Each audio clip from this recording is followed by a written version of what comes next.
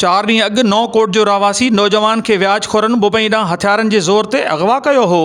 संदसि अमर समेत ॿियनि औरतुनि एसएसपी घोटकी जी ऑफिस अॻियां बाज़ियाबी लाइ एहतिजाज कयो आहे। एहतिजाज में शरीक माई साहब ख़ातून, माई अफरोज़ गोलो, माई हसीना गोलो ऐं ॿियनि एहतिजाज कंदे चयो त असांजो नौजवान मुहिब गोलो सतार कोबर ऐं ख़ादिम कोबर खां व्याज ते पैसा वरिता हुआ, जेके व्याज समेत पिणु अदा कया आहिनि, जॾहिं त फ़ोन कॉल ज़रिए पिणु धमकियूं ॾेई रहिया आहिनि ऐं 5 लख घुर कया आहिनि। न ॾियण जी सूरत में को बि नुक़सानु थी सघे थो। मां कोभरनि खो वठंदमि ॿुधाई जो कोभर मुंहिंजे हथ मों ई पुट खसे विया आहिनि। चोथों ॾींहुं अॼु ताईं ज़ाहिर न कयो अथनि। खसे विया आहिनि ₹1 लाख विहाज ते गिधो आई। विहाज बि ॾिनोसीं, मूल ई ॾिनोसीं। 3-4 महीना गुज़रिया आहिनि, चवंदा आहिनि अञा असांखे विहाज ते विहाज ॾे। हिन चयो मां विहाज ते विहाज न ॾींदमि। कोभर ख़ादिम सतार, हा उथो मुंहिंजे हथ मां पुट खसे विया आहिनि। 2 ॼणा मां सुञाता आहिनि, इहे अंदरि घिरी आया घर में, जेका गाॾी में वेठा आहिनि, टूटी कार में आया आहिनि, उहे मां न सुञाता। मुंहिंजो इहो मुतालबो आहे मूंखे पुट ॾे।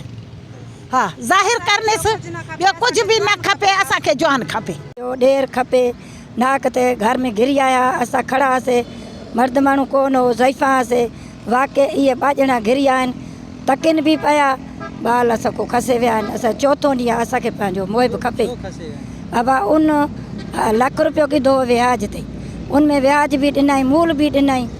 हाणे वरी आया आहिनि, घरो खणी विया आहिनि। असांखे पंहिंजो मुहिब खपे, न विहाज आहे न असां ॾींदासीं बि सही। हिननि अगवा कयो आहे कोभरनि सतार ऐं इन पंहिंजो ख़ादिम। चोथों ॾींहुं आहे, मुंहिंजो मुड़ुसु अञा ताईं हिननि कढियो बि न आहे। मूंखे पंहिंजो घर जो भाती खपे। इहे पैसा विहाज ते मुंहिंजे मुड़ुस खे चवंदा आहिनि तूं वरिता, उहे पैसा आहिनि ॾिना आहिनि। हाणे उहो डबिल अञा चवनि था ॾियो। हा डबिल न असां वटि आहिनि, न असां ॾींदासीं बि सही। अॼु चोथों ॾींहुं उभरियो आहे, किथे ज़ाहिर त करनि न। अगवा करे विया आहिनि, पिस्टल हथ में हुया नेन। वरी एतिरो बि मुंहिंजे मुड़ुस खे चयो नेन, या तोखे मारींदासीं या तोखे अगवा कराईंदासीं। हाणे चोथों ॾींहुं अञा ताईं असां धमकियूं पहिरें बि ॾिनियूं आहिनि, पर हाणे घर मूं ई अगवा कयो अथनि अची। हाणे मूंखे ॿियो कुझु न खपे, मूंखे पंहिंजो घर जो भाती खपे। नौजवान जे संदसि अमर जो चवणु हो त मुंहिंजे नौजवान पुट खे जेकॾहिं आज़ादु न करायो वियो त एसएसपी ऑफिस अॻियां पंहिंजो पाण मथां पेट्रोल हारे साड़े छॾींदसि। कैमरामैन टीम सां गॾु अशरफ बुखारी, सिंध टीवी न्यूज़, मीरपुर माथेलो।